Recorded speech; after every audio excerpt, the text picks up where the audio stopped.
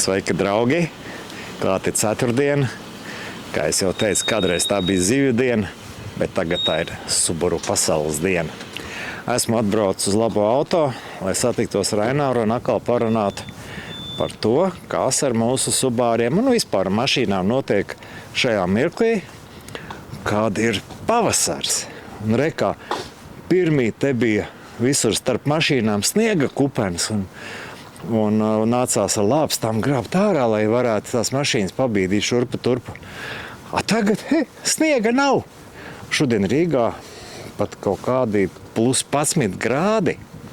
No vienas puses, forši pavasaris, aizbraucām, nomazgājām mašīnas un atpūšamies. Tik viegli tas viss nebūs.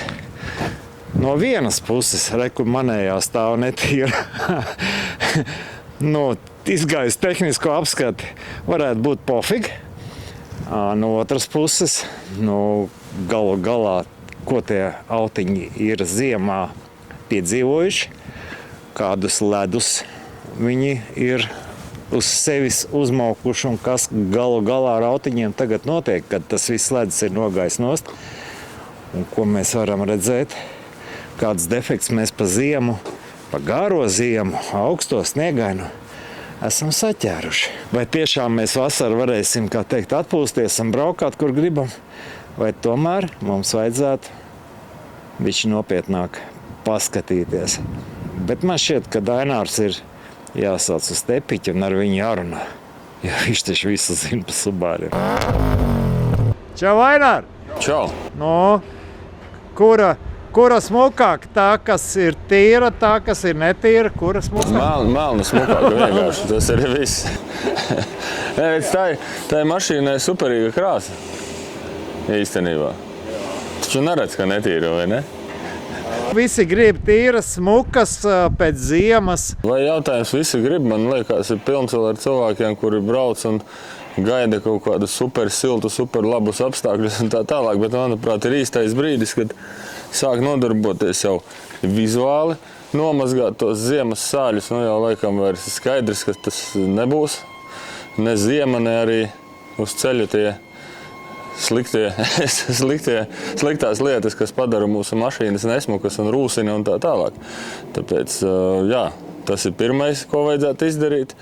Var jau mēģināt paklausīties, kā tā mašīna uzvedās uz ceļa pēc ziemas. Vibrē kaut kas, nevibrē, kā viņa bremzējās. Durvis galu galā labi taisās, netaisās, jo tā ziema, manuprāt, es šodien tā sevi pieķēru pie domas. Viņa tā kā, sākās tā kā kaut kāda TV programma ieslēdzās, un tad februāra beigās viņa izslēdz ārā un pagāja tādā vienā līnijā. Tad netipiska ziema arī manā dzīvē.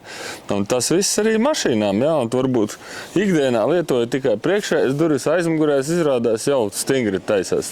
Tur droši vien jāsasmērē, daudz kas ir jāizdara, un ieskaitot, servisa apmeklējums vai kopā ar riepām, vai pirms riepām, vai pēc riepām, bet būtu noteikti vērts pārbaudīt, kā tad ir izturējis auto ziemu. Jā, atsalis viņš ir, visi lēdi ir nost, un tagad lien ārā tas, kas sakrājies pa ziemu, vai ne? Un tas, kas vēl laikam jāpievērš uzmanība, ir tas bedrītes asfaltais. Ar šodien divās trāpīja tādās uhti-bukti. Nav nevienas zīmes, nekas liekas it kā nekas traks, bet bāziens baigais. Šie te parītošo daļu dod baigi riepas ar bojā. Ļoti jāuzmanās. Mēs iesim kaut ko iekšā? Jā, mēs apskatīsimies, jo mēs jau sākam pārbaudīt mašīnas pēc ziemas. Cilvēki dzen un prasa, kā tad tur mums veicās ar tām mašīnām. Vai mūs kāds laidīs iekšā? Laikam laidīs. Tā ir. Ziema bija nikna, un te tikpat nikni nāca pavasars. Šodien plus 14 grādi Rīgā, tavs kupenes viss ir pazudušas. Viņas jau pagājušajā nedēļā pazuda, bet mēs jau arī palīdzējām viņām, jo bija jau daudz tā sniega. Redz, riteņi nost. Paskatāmies, kur tādas lietas kā bremzes, ko viņas dara. Vienmērīgi ir strādājušas, vai ne? Redz, kādas risiņas smukas. Gan jau kaut kas tur būs bišķiņi. Visas ritošās daļas, visas šīs te buksītes, amortizatorus. Burtiski viss, ko var redzēt. Viss, ko var redzēt, reku pasties, kā ir kaut kāda rūsiņa veidojusies vairāk. Ja, redz, kaut kas ir bijis, tur tam auto kaut kad uzpūsts bijis, bet redz, kaut kādi tie stūrīši. Jā. Ja, kur amortizators bišķiņš slapjāks palicis. Nu, šai mašīnai konstatējām, piemēram, gultnis.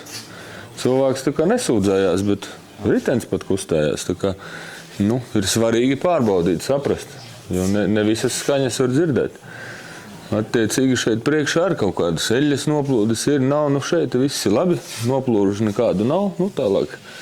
Bremzes attiecīgi atkal priekšā visas bukses. Nu un svarīga lieta, tā, kad ir nomazgāts auto, šis gan nevar būt kā priekšzīmīgs, ka ir būtu nomazgāts. Nu, pārbaudīt, kas ir šīs te visās vietās, kur sadurās. Dažādi virsbūves paneļi, tur bumpers, spārni un tā tālāk. Nu, kas tur ar to rūsu? Tur iekšā notiek, kur te pieņemsim, ja iespīdinām, tas pārāk spilgti. Nu, tur var redzēt tādu mazu brūnumiņu pa kontūru. Nu, ja šo te mēs tagad uzreiz kaut kādu smēru uzsmērēsim šim tumšajam auto, kam nemaz neizcelsies, tas viss, bišķiņ jau to atkal piebremzēsim. Un tā jau mēs tos auto uzturēsim ilgāk kārtībā. Uz to jau var rēcina. Nu, mēs atkal ārā pie tīrās mašīnas. Jā, protams, visur grib, kur ir tīrs būs, nevis tur, kur netīrs. Galvā drēbi nenosmērē. Ja, kā, bieži vien jau mašīnu mazgā tā, ka drēbes sāk smērēt. Ātrāk nē. Nu jā, lūk, aicinu vienkārši visus Subaru īpašniekus, ne Subaru īpašniekus, vienkārši auto lietotājus. Sākat lēnām kopt savus auto, post vasarai, varbūt pat var kāds arī atļauties nopulēt, ja, lai tie auto ir smuki, lai priecē uz ielas cilvēkus. Ja. Galmes ir dažādas, bet katrs auto ir individuāls. Un svarīgi viņu gan tehniski savest kārtībā, gan vizuāli. Visādi citādi pašam patīkam braukt, citiem skatīties. Aicinu arī iegriezties pie mums servisā, piedāvāju veselu mēnesi līdz kaut kādam aprīļa vidum, gan uz riepu maiņu, ja tas nepieciešams, to mēs arī veicam, gan arī vizuālo tādu ātro apskati, kas aizņems 1,5 stundu, izmaksas būs 20 eiro fiksēti. Mēs apskatīsimies tas, kas ir video redzams, gan tos gultņus, gan ritošo daļu, un būs tāds ātrs priekšstats, kā tad auto ir pārziemojis. Neiedziļinoties ļoti dziļi. Būs kādi individuāli gadījumi, protams, arī tos mēs pavilksim laiku vairāk un paņemsim dziļāk to diagnostiku. Gaita. Kāda ir mašīnas gaita mainījusies? Kādas vibrācijas, kaut kādas čīkstēšanas, pīkstēšanas, uzvedību uz ceļa, to visu pirms servisa apmeklējuma vajadzētu pievērst uzmanību, tad atbraukt ar, kāds saka, stulbu sūdzību. Nav stulbu sūdzību. Ir jautājums, ir atbilde.